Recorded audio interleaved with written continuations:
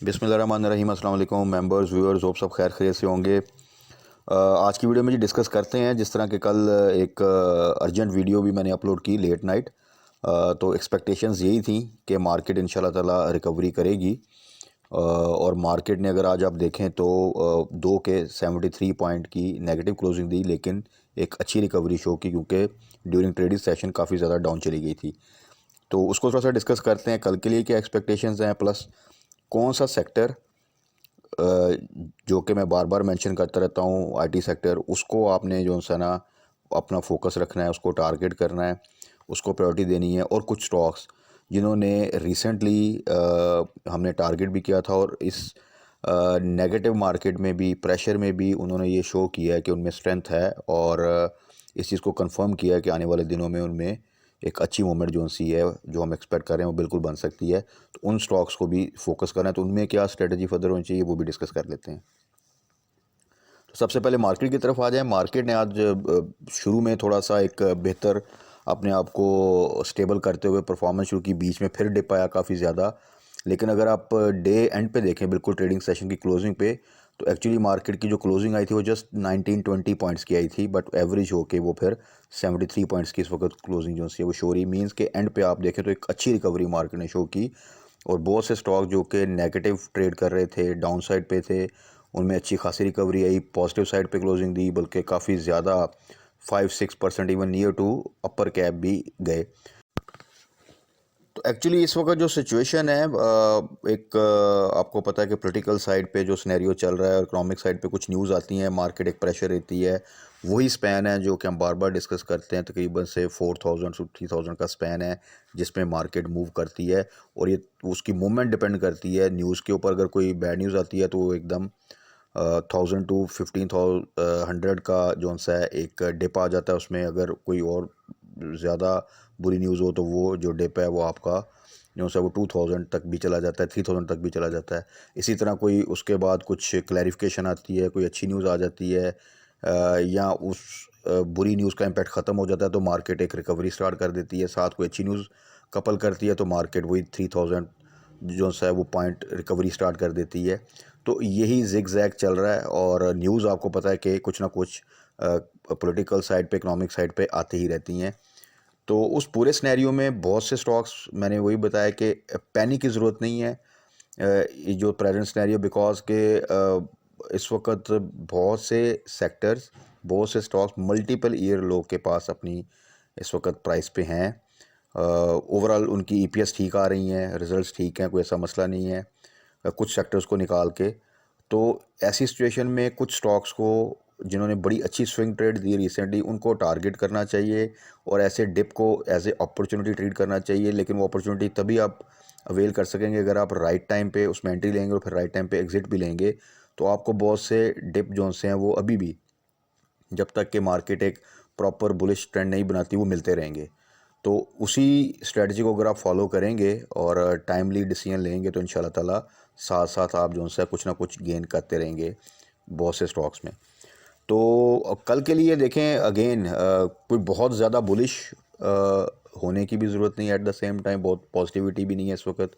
Situation वहीं पे economic side पे, लेकिन जो ये डिफ़ॉल्ट का एक इशू इतना ज़्यादा हाईलाइट हुआ पिछले दिनों में, जिसकी वजह से मार्केट ने प्रेशर लिया, डेफिनेटली इंशाल्लाह ताला जो हमारी पास हिस्ट्री भी बताती है, जो हमारी सिचुएशन भी है, डिफ़ॉल्ट हो तो नहीं सकते हम, बट उस पूरे सिनेरियो का जो एक प्रेशर पड़ता है मार्केट में, वो फिर हमें फेस करना पड़ता है।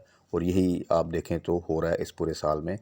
तो एनीवेज़ कल के लिए अगेन आप देखें कि बहुत से स्टॉक जिन्होंने आज रिकवर किया है, तो उनमें जिन्होंने आज उनको डिप पे बाई किया था, जो कि हमने कल भी डिस्कस किया था कि कुछ स्टॉक्स को हम स्पेसिफिकली टारगेट कर सकते हैं आज के लिए कि उनको डिप पे हमने बाय करना है, तो वो एक बाउंस बैक देंगे। तो उनमें आप कल हाई साइड पे प्रॉफिट टेकिंग कर सकते हैं।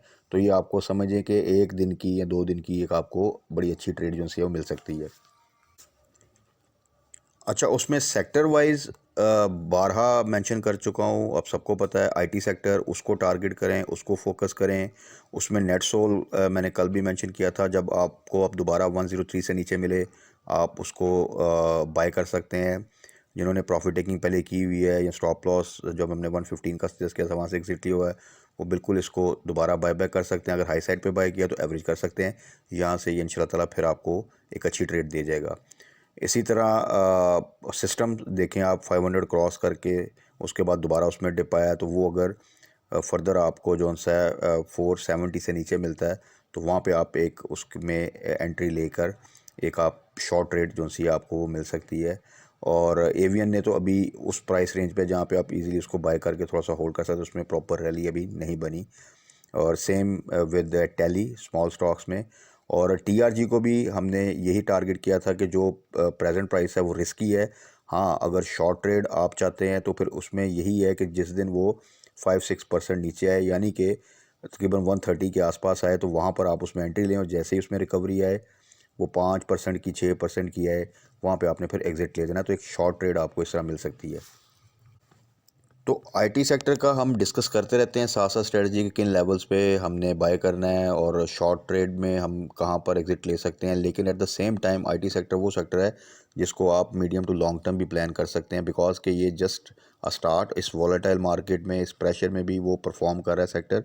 एक्चुअली जब मार्केट स्टेबलाइज होगी तो ये सेक्टर अगेन, इसमें पूरा पोटेंशियल है कि ये लीड करेगा, क्योंकि जो गवर्नमेंट की पॉलिसीज़ हैं, जो रिसेंट बजट आया था, जो इनकी इस वक्त बिज़नेस चल रहा है, सारी चीज़ें आईटी सेक्टर को जो सा है वो फेवर कर रही हैं।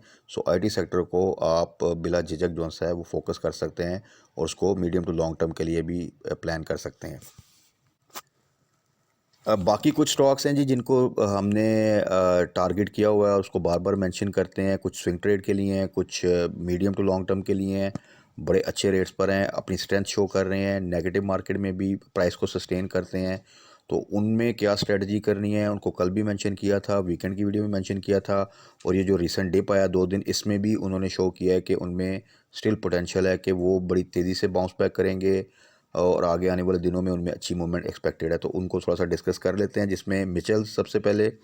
आपको याद होगा कि इसको हमने पहले भी हमने रिसेंट मंथ में बड़ा ज़बरदस्त इसमें प्रॉफिट गेन किया। अभी दोबारा इसको 80 से नीचे हमने टारगेट किया था, इसने 100 को क्रॉस किया। फिर ये जो रिसेंट डिप आया उसके बाद इसने डिप लिया। और वीकेंड की वीडियो में भी और कल भी मेंशन किया था कि इसको जब भी ये 90 से नीचे अब आए तो वहाँ पे आप इसको जो सा है वो बाय बैक कर सकते हैं या बाय कर सकते हैं। और अगर आप लॉन्ग टर्म प्लान करते हैं तो इवन 100 से नीचे की तमाम प्राइसेस अच्छी प्राइसेस हैं। लेकिन अगर आप शॉर्ट ट्रेड चाहते हैं तो फिर 90 से नीचे भी आप इसमें एंट्री ले सकते हो। जैसे ही 100 प्लस जाए तो वहाँ पे आप प्रॉफिट टेकिंग कर सकते हैं या स्टॉप लॉस के साथ होल्ड कर सकते हैं। बेस्ट प्राइस तो इसकी 80 के आसपास था, वो तो बेस्ट प्राइस थी जहाँ पे जिसने भी एंट्री ली होगी वो देखें इस पूरी नेगेटिविटी के बावजूद, इसमें जो डिप्स आई हैं उसके बावजूद भी अच्छे प्रॉफिट में होगा। तो मिचेल्स शॉर्ट ट्रेड भी आपको अच्छी दे सकता है, plus at the same time ये वो स्टॉक है जिसको आप एटलीस्ट आप कह लें कि 6 to 8 मंथ्स भी अगर रखें या 1 साल का आप टारगेट कर लें तो मेरा ख्याल है यहाँ से आपको 100% का प्रॉफिट भी मिल सकता है। उसके बाद है जी टीपीएलपी को बार बार मेंशन किया। जो दोस्त मेरे साथ इन लाइन है, जो वीडियो देखते हैं, उनको अंदाज़ा होगा कि इसकी स्विंग ट्रेड बड़ी अच्छी मिलती है। हमेशा मेंशन किया कि जब भी 18 के आसपास आई उससे नीचे जाए इसको आप बाय करें, और उसके बाद जैसे 20 से ऊपर जाए तो वहाँ पे आप फिर 20 का स्टॉप लॉस के साथ होल्ड करें। तो यहाँ तो ये होगा कि अगर फर्दर मूवमेंट बनेगी तो वहाँ पे हम 21 से ऊपर जाके प्रॉफिट टेकिंग करेंगे।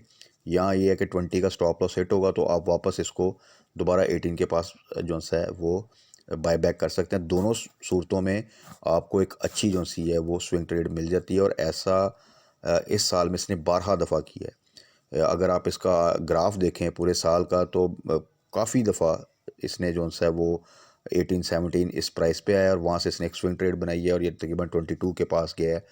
और तो इस पूरी प्राइस रेंज में जितना नीचे आप एंट्री ले लें उतना बेहतर है। अगर आपको मौका मिला और उसके बाद जितना बेहतर आपको अपसाइड पे प्रॉफिटिंग का मौका मिल जाए तो ये आपकी अपने डिसीजन के ऊपर है। लेकिन इन एनी केस आप कम अज़ कम, अगर आप नॉर्मल सर्कमस्टांसेस भी देखें, बेस्ट केस सिनेरियो ना देखें, तो भी आपको 2-3 रुपये का गेन ये बार बार देता रहता है।